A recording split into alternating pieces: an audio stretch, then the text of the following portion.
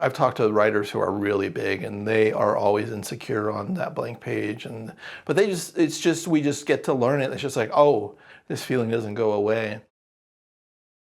We want to start in a fun place today, Tony. We're hoping you can answer this question, and please feel free as many times as you'd like. If you finish the sentence, you know you're a writer if. Oh, you know you're a writer if you're scared of writing. I also like if you have imposter syndrome. I feel like that's part of the game. Any writer who says that they don't have imposter syndrome, I'm like, oh, okay. And then usually I'm like, I read their work and I'm like, oh yeah, it's not so good. There's almost a great, there's a formula to having that fear and then pushing through it. And that's, I kind of feel what being a writer is. And then just putting it on paper, which is vulnerable. It's vulnerable to put an idea on paper. It's vulnerable to rework it. It's vulnerable and insane and delusional sometimes to continue to do it for a year, 2 years, 4 years. But then you do have something at the end and you can go, oh, okay, I think that worked. So, okay, so writers, if they don't have imposter syndrome, then they're an imposter writer? Maybe. I'm being very hard on people who don't have imposter syndrome, probably because I have imposter syndrome, so I want everybody to have it. Sure. Yeah. There's was it Schadenfreude or whatever? Forgive me, my German is a little rusty, but thank you. I think it's the idea of like taking pleasure in others' sort of downfall. And I don't mean to say in this case, but when we see someone that we feel, insecure or whatever, and they say, oh no, I don't have insecurity, Right, and I mean, I've talked to writers who are really big, and they are always insecure on that blank page, but we just get to learn it. It's just like, oh, this feeling doesn't go away, and sometimes, oh, this feeling's even worse because now I gotta be better than what I did last time. So now the pressure is even more to put something together, which is I feel like that's an important part of the process. I tell my students like we have to train like athletes. Like we just got to do the thing every day. And like in baseball, a guy might not make a catch for 3 days, 4 days, and then that one ball comes to him. He's got to make that diving catch but he's been training every single day, and he's been getting they're always out there throwing the ball to each other. So we have to always be at our desk, playing with the page, playing with the blank page, playing with our terrible draft to try to put it into a better shape, going, oh dear Lord, that character flaw is not coming out enough. Let's shift this around. Oh, but is this character serving our hero? All these things that we should be putting the pieces of the puzzle together every day on a certain level. So when we get to the big pieces of the puzzle, we've been working out the brain. Right, and I think too, I mean, that's what's great about listening to you with these different interviews that we've had you on several times, and with Drinks with Tony, is that you are willing to be vulnerable and it kind of like talk about flaws or your perceived whatever, and some people don't want to go there, and I think it makes you want to lean in and listen to the person more.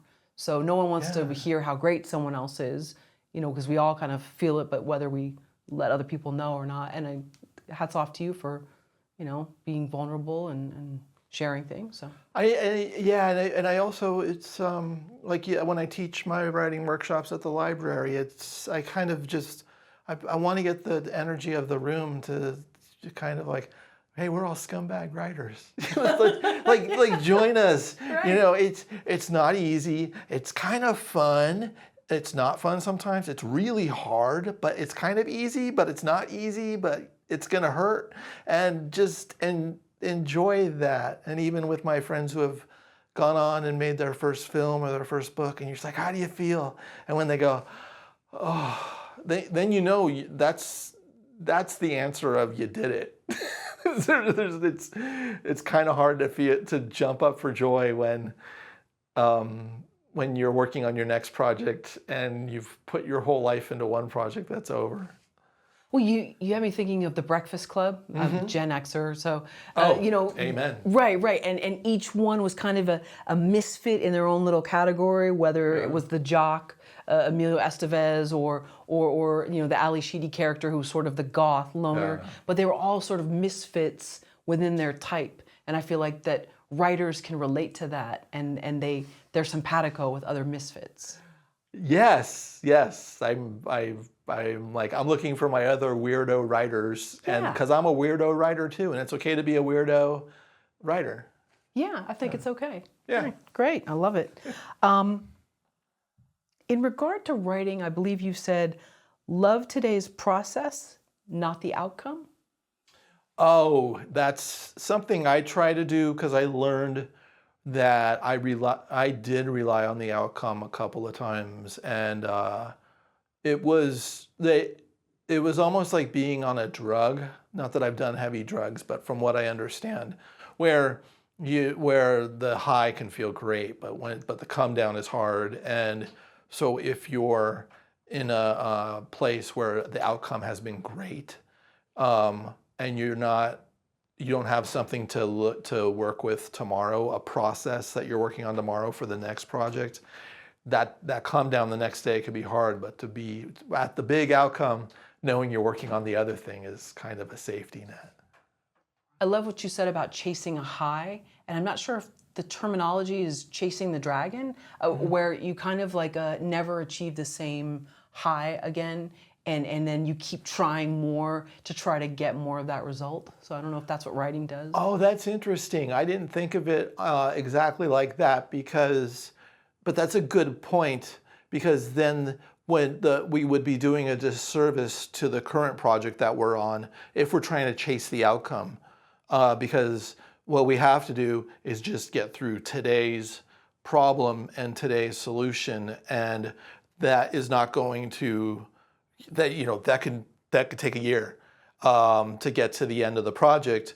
So if we get too excited about the outcome, then we start to rush to get to the end, and then if we rush, it does a disservice. So I didn't even think of it that way. I like that. Yeah. So I don't know. It's just a thought, but yeah, I like that. So love today's process, and that's about staying in the moment and not getting ahead of yourself, and that's something maybe writers do. I don't know. I think a lot of I do it. Yeah, creative people.